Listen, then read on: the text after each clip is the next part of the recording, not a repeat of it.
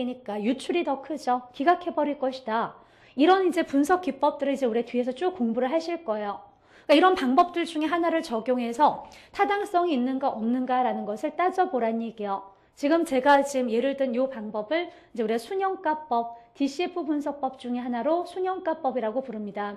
자, 그래서 바로 이런 그럼 타당성의 이제 분석이 끝났다면 다섯 번째 최종적으로 자, 저 A라는 건물에 개발을 할 거냐 말 거냐 최종적인 결정을 내리란 얘기예요.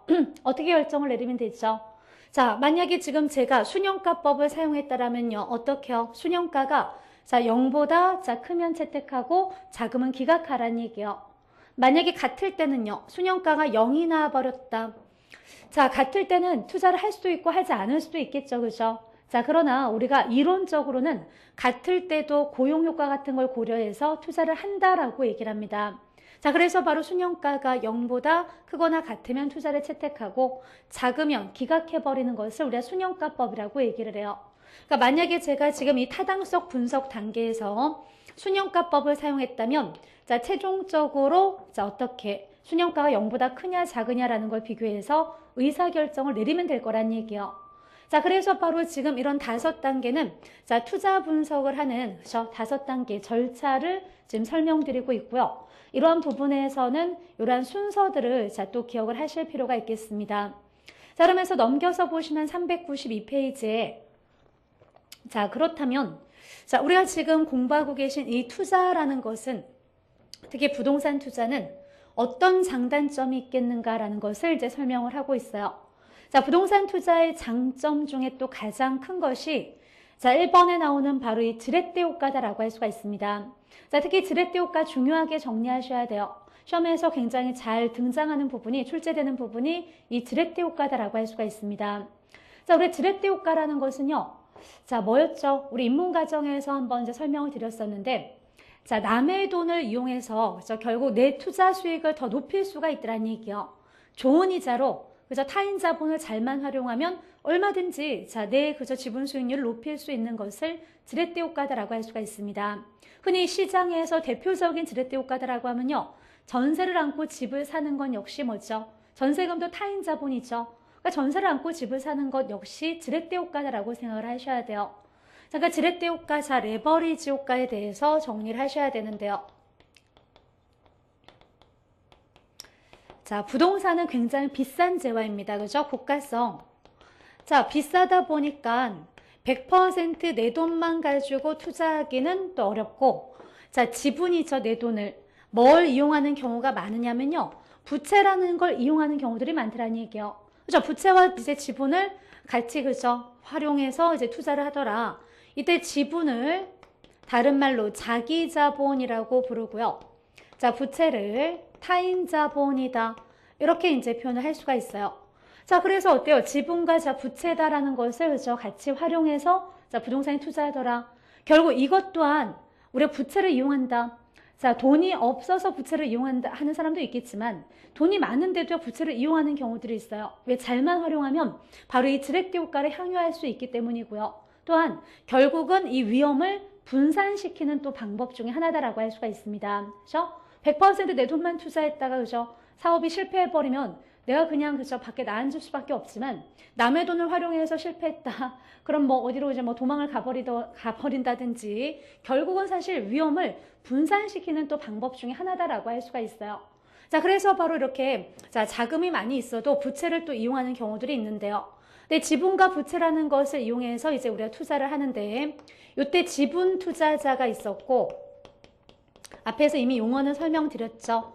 자, 그리고 저당 투자자가 있었어요. 나에게 돈을 빌려주는.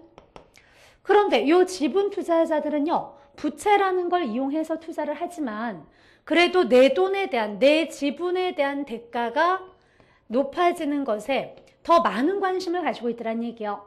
내 돈에 대한 수익률이 높아지는 것에 더 많은 관심을 가지고 있대요. 자, 이때 바로 이 대가라는 건 그 수익률이고요.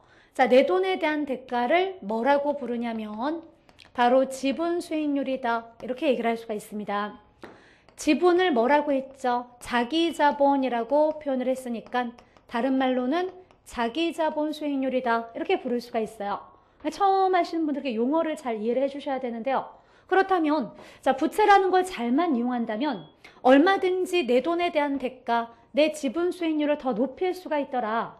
자, 이렇게 바로 부채를 활용해서 내 지분 수익률을 높이는, 그렇죠? 높아지는 이런 현상을 우리가 지렛대 효과다라고 할 수가 있습니다.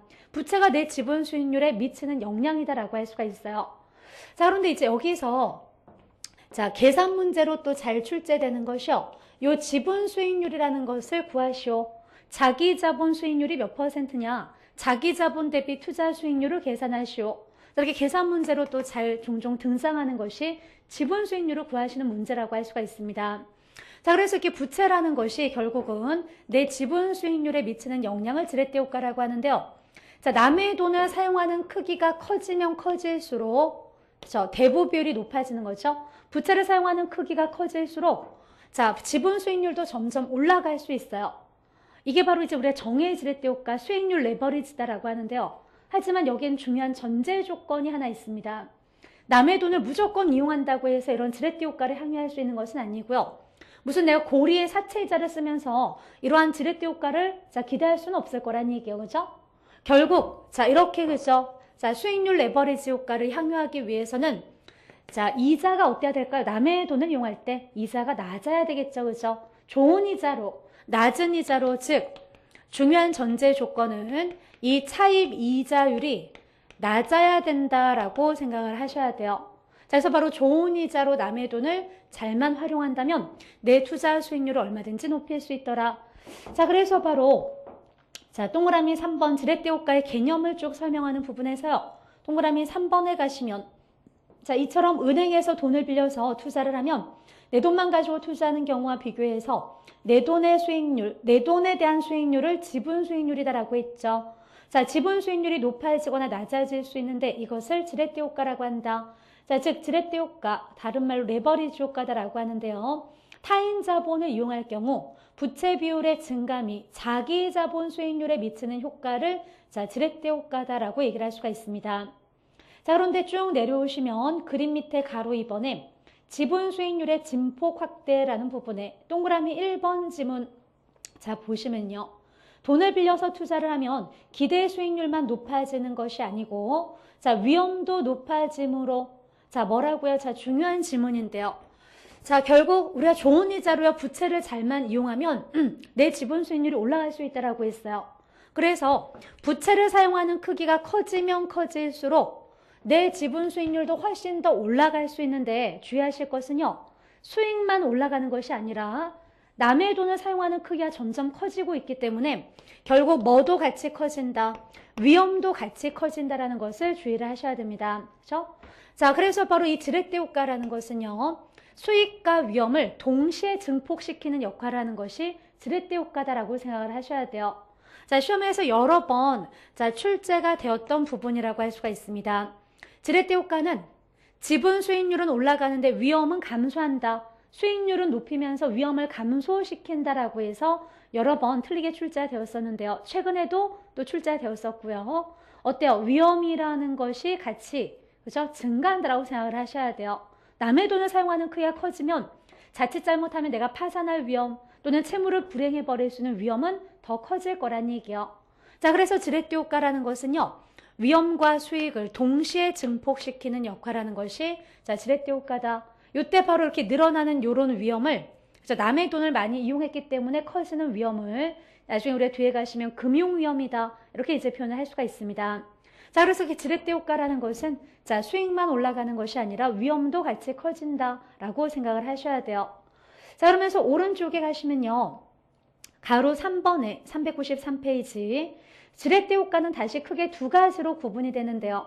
여기는 수익금 지렛대 효과와 수익률 지렛대 효과로 구분을 할 수가 있대요. 자, 수익금 지렛대 효과는 금액으로 바로 표현이 되는 건데요. 흔히 우리가 전세를 안고 집을 산다. 이런 건 역시 다 수익금 지렛대 효과라고 할 수가 있습니다. 또는 만약에 예를 들어 자, 아파트가 뭐 2억인데요.